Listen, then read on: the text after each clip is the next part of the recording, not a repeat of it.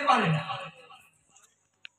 হে গুরুদেব, আপনি যে কথাটা বললেন আমি বিষয়ের মতো চিন্তা করছি, কথাটা একেবারে ঠিক। আমার চিন্তাটা বিষয়ের মতো, কিন্তু বিষয় নিয়ে তো চিন্তা করি না। গুরুদেব বললেন তাহলে তুমি চিন্তাটা করছো কি নিয়ে সেটা বলো। তিনি বলছেন গুরুদেব আমি জানি না,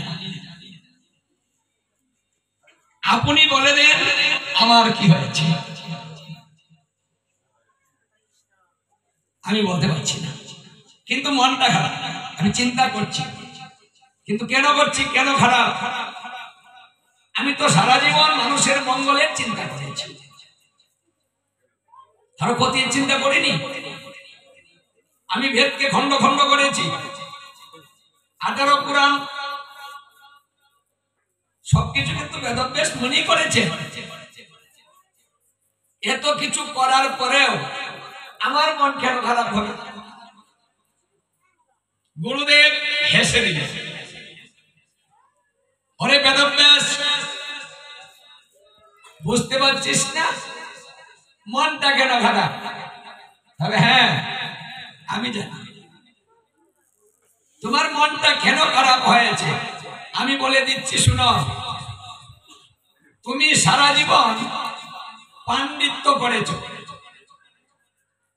অনেক গ্রন্থ রচনা করেছো, কিন্তু তুমি ভক্তি শাস্ত্র রচনা করো নাই।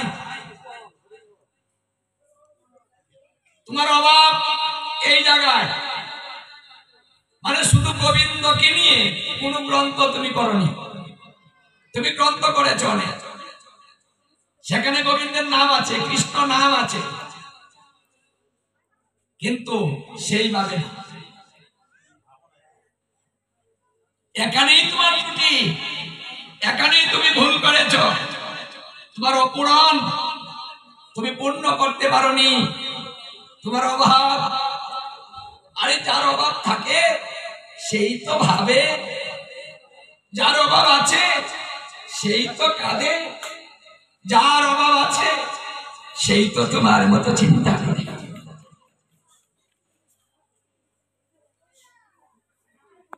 তোমার অভাব আছে, বলছে হে গুরুদেব তাহলে আমি কি করে আমি সেখান থেকে উত্তোলন হতে পারি বলুন। গুরুদেব বলছেন তোমাকে আর একটা গ্রন্থ রচনা করতে হবে, একটা ভক্তি শাস্ত্র তোমাকে করতে হবে, আর সেই শাস্ত্রটার নাম হবে ভাগবত। শ্রীমদ্ ভাগবত লিপিবদ্ধ করতে হবে তোমাকে। গুরুদেব সেটা কিভাবে করব? বলছে তোমাকে আমি সূত্রটা ধরিয়ে দিচ্ছি, এই সূত্র দিয়ে তুমি করতে পারবে। তিনি 4টা শ্লোক দিলেন, যে 4টা শ্লোক সর্বপ্রথম নারায়ণ ব্রহ্মাকে দিয়েছিলেন। চতুর্শ্লোকী ভাগবত, যে চতুর্শ্লোক থেকে ব্রহ্মার সমস্ত জ্ঞান হয়েছিল। 4টা শ্লোক থেকে ব্রহ্মার এই সৃষ্টি, সমস্ত তত্ত্ব সমস্ত জ্ঞান সমস্ত কিছু 4 থেকে হয়েছে। আমি তোমাকে এই ইকুড়া কমাও না,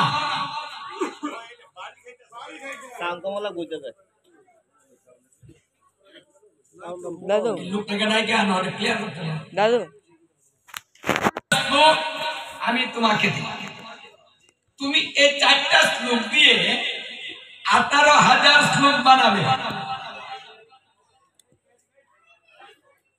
যদি তুমি এই কাজটা করতে পারো তোমার মন আনন্দে ভরে যাবে, তোমার পরিপূর্ণ হয়ে যাবে, জীবের কল্যাণ সাধিত হবে। মানে কলিজীবকে একটা সহজ কিছু দিতে হবে, আর সেই শাস্ত্রের নাম হবে ভক্তি শাস্ত্র। সেই ভক্তিটাকে তুমি বাকি রেখেছো, মানে যা হবে ধর্ম, যা জীবের মুক্তির পথ, যা দিয়ে জীব ভজন করবে সেটাই তুমি করনি। তাই এই কাজটা করো, তোমার আনন্দে মন ভরে যাবে। বলছে গুরুদেব, এই 4টা শ্লোক থেকে আমি 18,000 কি করে বানাবো? এটা কি করে সম্ভব? বলছে দেখো, পারিবে না কথাটা বলবে না, পারতে হবে তোমাকে, এটা আমার আদেশ। মানে গুরুদেব আদেশ করছেন, উপদেশ নয়, আদেশ করতে হবে। কিভাবে করবে সেটাও বলে দিচ্ছি। তুমি সারা জীবন যে তপস্যা করেছ সেটা বাদ দিতে হবে। বাদ দিয়ে তোমাকে নতুন করে তপস্যা করতে হবে, নতুন করে শুরু করতে হবে। একমাত্র গোবিন্দ ভিন্ন অন্য কোন চিন্তা তুমি করতে পারবে না। তাকে প্রসন্ন করতে হবে। তিনি যখন প্রসন্নিত হবেন তখন ধ্যানের মাধ্যমে তোমার শ্লোক আসবে। আরে তুমি তো করতে পারবে না, উনি করবেন, উনাকে খুশি করতে হবে। তাই উনাকে খুশি করতে গেলে তোমার নতুন করে তপস্যা করতে হবে। তাই তুমি বদিরিকা আশ্রমে বসে নতুন করে তপস্যা করো। আমি তোমাকে আশীর্বাদ করছি, তোমার সফলতা আসবে। গুরুদেব আশীর্বাদ করে দিলেন, সফলতা তো আসতেই হবে। এই গুরুদেবের আদেশে তিনি নতুন করে ভজনা করেছিলেন। দেখুন এখানে যে কথাটা বলছিলাম, যে পাণ্ডিত্য করেছ অনেক, ওটা করছে গুরুদেব, অনেক পাণ্ডিত্য করেছ, এবার পাণ্ডিত্য বাদ দাও। কি করতে হবে? যে কৃষ্ণ ভজন যা হয়, যাতে হয়, যে তত্ত্বটা প্রয়োজন সেই তত্ত্বটা জেনে ভজন করাই অতি উত্তম। কলিকালে বেশি জানার প্রয়োজন নেই। বেশি জানতে গেলে তোমার জ্ঞান এমন পর্যায়ে চলে যাবে, তোমার ভক্তি নষ্ট হয়ে যাবে। তাই হে বেদব্যাস, এত জানার চেষ্টা করো না। তুমি ভাগবতের ভিতরে থাকবে, এর বাহিরে যাবে না। ভক্তির বাহিরে কোন ধর্ম এবার হবে না। তাহলে এখানে গুরুদেবের যে আদেশটা, যে পাণ্ডিত্য করো না, শিক্ষাটা, এই শিক্ষাটা কিন্তু আমাদের ভজন তত্ত্ব জানা আমাদের প্রয়োজন, কিন্তু অধিক জানার কোনো প্রয়োজন নেই। কারণ অধিক সময় নেই, আমাদের হাতে সময় কম, যার জন্য আমাদের ধর্মটাও দেওয়া হয়েছে। কারণ ভক্তির মধ্যে কিছুর প্রয়োজন নেই, কিছু জানার দরকার নেই। যদি ভক্তিপুত দুপুটা নয়নের জল কোনো ভক্ত সাধুগুরু বৈষ্ণবের সঙ্গে নব বৃন্দাবনে যদি কেউ দুপুটা নয়নের জল দিতে পারে, তার অন্য কোনো ভজনের প্রয়োজন হয় না।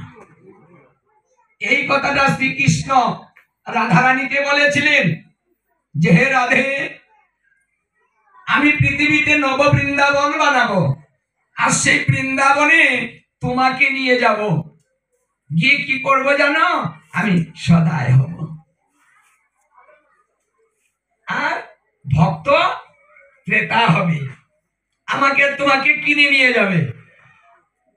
রাধারানী প্রশ্ন করলেন, হে প্রাণবল্ল, আমাকে তোমাকে জীব কিনতে পারবে? বলছে হ্যাঁ কিনতে পারবে। কি দিয়ে কিনবে?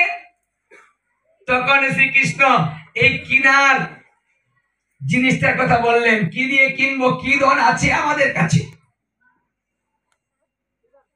হে রাধারানী, আমার এই নব বৃন্দাবনে বসে যদি কোনো ভক্ত আমার নাম শ্রবণ করিতে করিতে, আমার নাম নিতে নিতে, আমার রূপ মাধুরী দর্শন করিতে করিতে, আমাকে নিয়ে ভাবিতে ভাবিতে, ভক্তিপ্রুত ভাবে যদি দুপুটা নয়নের জল দেয়, সেই দুপুটা নয়নের জলের কাছে তুমি আর আমি বিক্রি হয়ে যাব।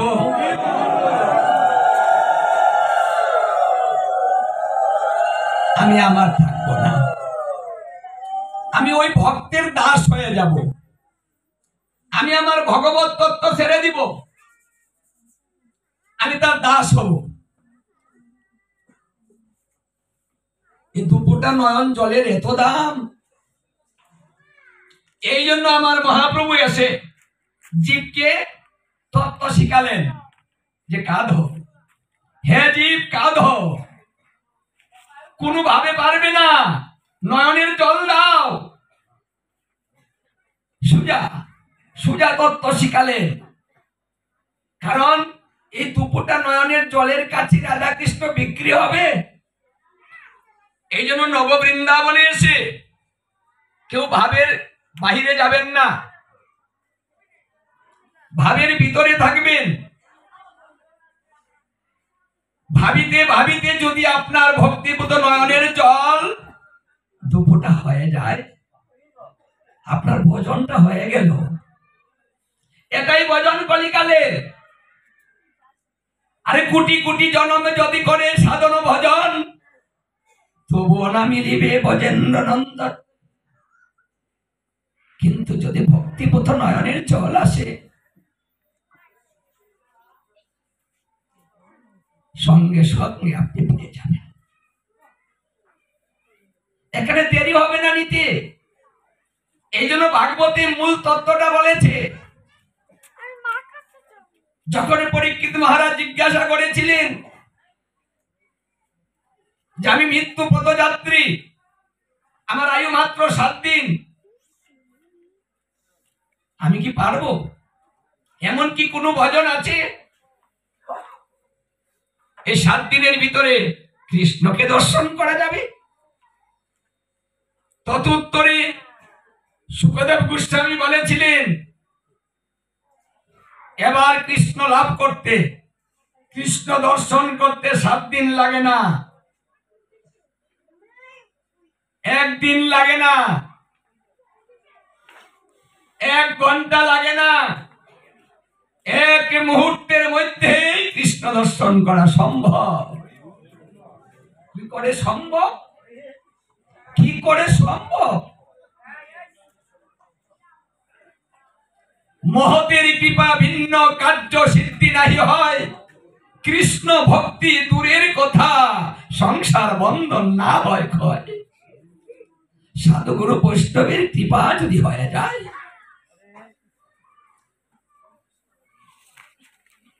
সাধুগুরু বৈষ্ণবের কৃপা ভিন্ন এই কার্য কখনো সফলতা লাভ করতে পারে না। তাই সাধুগুরু বৈষ্ণবের মাঝে তুমি যাবে, যদি সেখানে তোমার সাধুগুরু বৈষ্ণবের কৃপা হয়ে যায়, তোমার ভক্তিলতা বীজ হয়ে যায়, 48 মিনিটের ভিতরেই তুমি কৃষ্ণকে দর্শন করতে পারো। এর অধিক সময়ের কোনো প্রয়োজন নেই।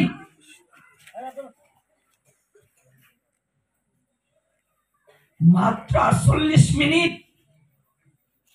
এই 48 মিনিটের ভিতরে কৃষ্ণকে দর্শন করা যাবে? বলছে হ্যাঁ যাবে।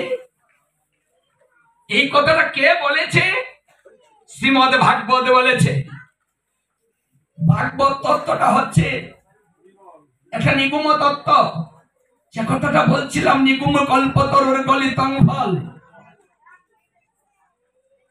এটা পাকা ধর্ম, এটা কাঁচা ধর্ম নয়। ওটা পাকাতে হয় না, ওটা পাকিয়ে দিয়েছে। শুধু রসটা গ্রহণ করতে হয়। এই জন্য কলিকালের ভক্তকে রসিক ভক্ত বলা হয়। রসিক ভক্ত না হলে এই ভাগবতের রস সে আস্বাদন করতে পারবে না। এই জন্য ভাগবত রসিকের কাছে আলোচনা করতে হয়।